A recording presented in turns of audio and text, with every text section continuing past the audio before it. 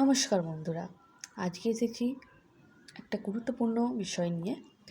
তো আমাদের সবার মনেই প্রশ্ন থাকে যে আমাদের প্রথম সন্তান মেয়ে সন্তান থাকলে দ্বিতীয় সন্তান নেওয়ার ফলে একটা ছেলে সন্তানের ইচ্ছা থাকে। সবার ইচ্ছা থেকে আমারও ইচ্ছা আছে, আমারও মেয়ে সন্তান আছে। তাই তোমাদের সাথেও শেয়ার করছি, আমারও মনে যেটা হয় সেটা তোমাদের সাথেও করছি। তো সবাই বলে যে কৃষ্ণপক্ষে নাকি পিরিয়ড এলে ছেলে সন্তান হয়, আর শুক্লপক্ষে পিরিয়ড এলে কি মেয়ে সন্তান হয়। দুটো পক্ষ আমাদের। তো ঠিক সেটা আমি জানি না, এটা আগেকারের মা ঠাকুমারা সবাই বলতো।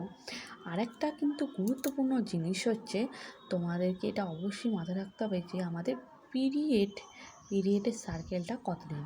পিরিয়ডের সার্কেল সবার সমান হয় না, কারো 28 দিনে হয়, কারো 30, কারো 32, 35 সবার হয়।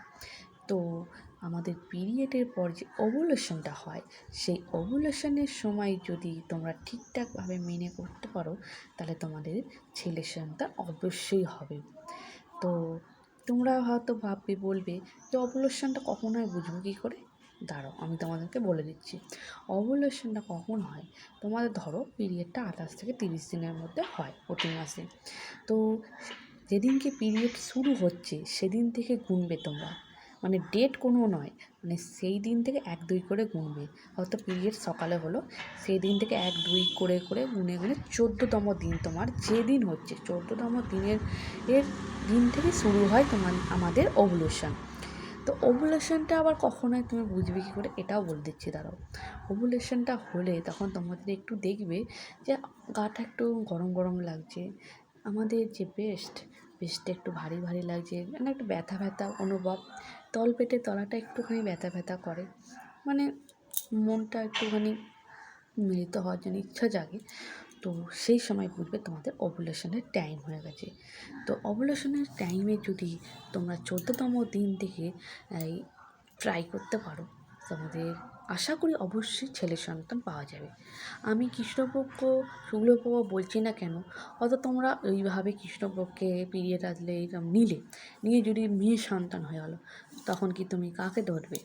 তখন তো তোমার কিছু করার থাকবে না। কাউকে বলতে পারবে যে হ্যাঁ তুমি বলেছিলে কৃষ্ণপক্ষে নিলে ছেলে হবে, শুক্লপক্ষে নিলে মেয়ে হবে? তখন তো তোমার দায়িত্ব কেউ নেবে না, তোমারটা তোমাকেই নিতে হবে।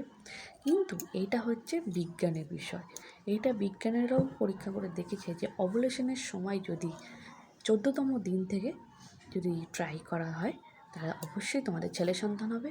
আর যদি তোমরা মেয়ে সন্তান চাও, মেয়ে সন্তান নিতে গেলে তোমাদের বিজোড় দিনে করতে হবে। এইটা মাথায় রাখবে, বিজোড় দিনে করলে তোমার মেয়ে সন্তান হবে, আর জোড় দিনে করলে ছেলে সন্তান হয়। তো যার যেটা প্রয়োজন, অবশ্যই মেয়ে সন্তানও যেমন ছেলে সন্তানও তেমন, কেউ কম নয়। তো কিন্তু মেয়ে সন্তান থাকলে একটা মনের ইচ্ছা থাকে যে ছেলে সন্তান হোক, তো তার জন্যই একটা চেষ্টা। তো তোমরা যারা ভাবছো ছেলে সন্তান নেবে, এইভাবে ট্রাই করো, অবশ্যই তোমরা পাবে ছেলে সন্তান। তো আমিও ট্রাই করবো, ইচ্ছা আছে, আমারও মেয়ে সন্তান আছে। তো তাই জন্যই আমি তোমাদের সাথে প্রথমে শেয়ার করলাম, আমিও দেখতে চাই যে এটা ঠিক কি না। তো চলো, তোমাদের ভিডিওটা কেমন লাগলো অবশ্যই জানাবে। আর কিছু তোমাদের মনে প্রশ্ন থাকলে অবশ্যই আমাকে কমেন্টে জানিও, আমি উত্তর দেব। আর সবসময় মাথায় রাখবে ওভুলেশনের সময় যদি তোমরা ঠিকঠাকভাবে করতে পারো, তোমরা অবশ্যই ফল পাবে। আর যারা মেয়ে সন্তান চাইছো, বিজোড় দিনগুলো করবে 5, তোমার 7, 11, যার যেমন পিরিয়ডের সার্কেল থেকে শুরু হচ্ছে, গুনবে।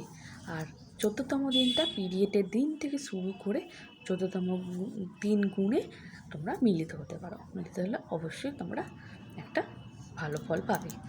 তো কি বোঝাতে পারলাম কি জানি না, আমার যেটুকু অভিজ্ঞতা আমি তোমাদের সাথে একটু শেয়ার করলাম।